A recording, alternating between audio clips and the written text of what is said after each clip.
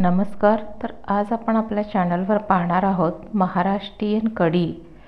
तर त्यासाठी आपल्याला साहित्य काय काय लागणार आहे ते आधी पाहून घेऊयात. कढी करण्यासाठी मी इथं घेतलेलं आहे ताक.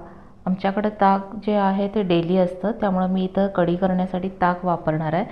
ताक जर अवेलेबल नसेल तर दह्यामध्ये तुम्ही पाणी घालून थोडंसं दही घुसळून घेतलं तरी देखील चालेल.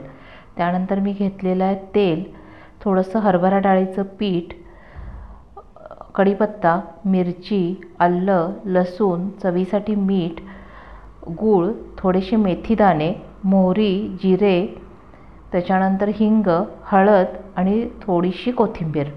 तर हे होतं आपलं कढीसाठी लागणारं साहित्य. आता आपण रेसिपीला सुरुवात करूयात.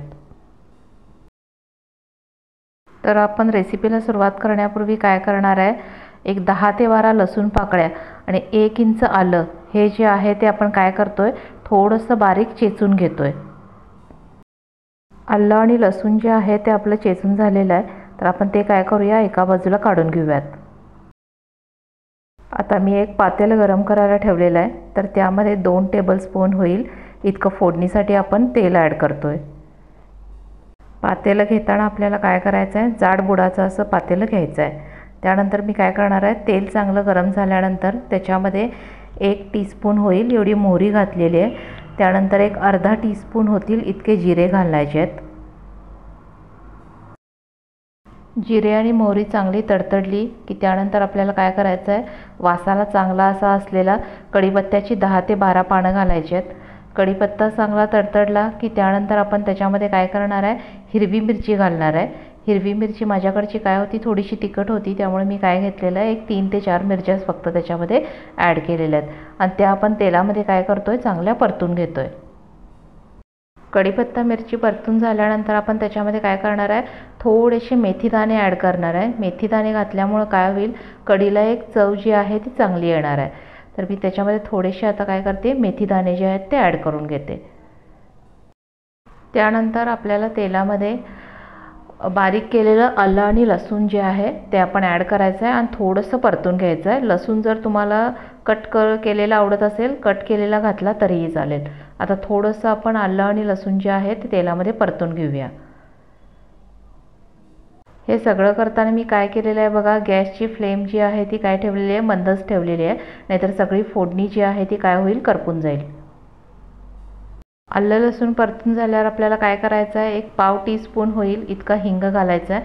त्यामुळे आपल्या कढीचा स्वाद जो आहे तो काय होणार आहे, आणखी चांगला होणार आहे. तेलामध्ये मी पाव टीस्पून हिंग घालून घेतलेला आहे आणि परत थोडंसं ते परतून घेतलेलं आहे. त्यानंतर आपल्याला तेलामध्ये पाव टीस्पून होईल इतकी हळद ॲड करायची आहे आणि ती चांगली मिक्स करून घ्यायची आहे.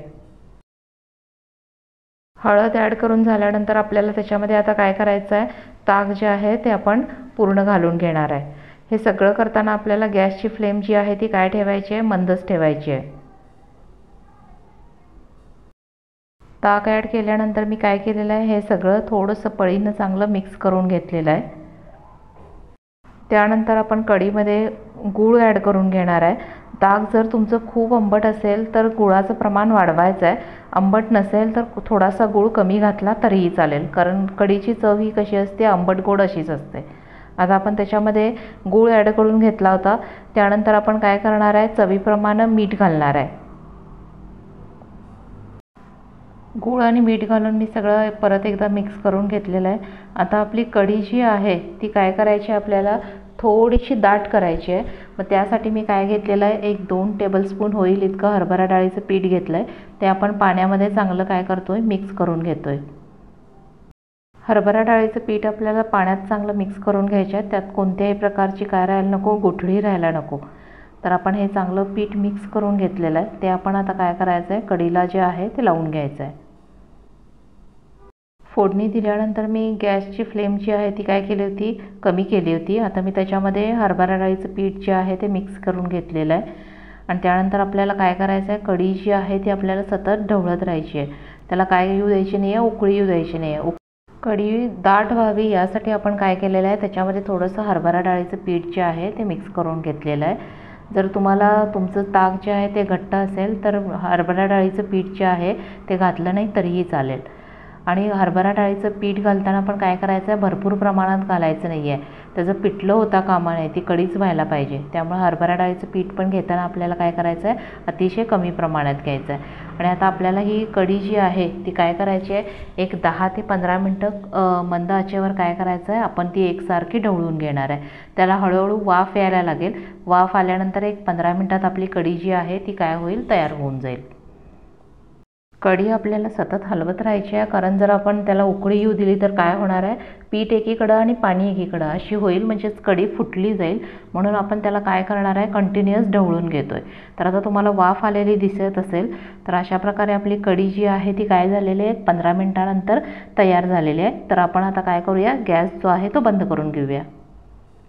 आता मी कढी जी आहे ती काय केलेलं आहे, एका सर्विंग बाउलमध्ये काढून घेतलेली आहे. तर कढीमध्ये मी लगेचच कोथिंबीर ॲड करणार नाही आहे, तर थोड्याशा वेळानं काय करणार आहे, कोथिंबीर जी आहे ती ॲड करणार आहे. गरम असताना जर कढी आपण त्याच्यामध्ये कोथिंबीर घातली तर कोथिंबीर काय होईल, काळी पडेल. म्हणून मी काय केलेलं आहे, नंतर ॲड केलेली आहे. तर अशा प्रकारे आपली कढी जी आहे ती तयार झालेली आहे. तर ही होती आजची आपली महाराष्ट्रीयन कढीची रेसिपी. रेसिपी जर आवडली असेल तर व्हिडिओला लाईक आणि चॅनलला सबस्क्राईब करा.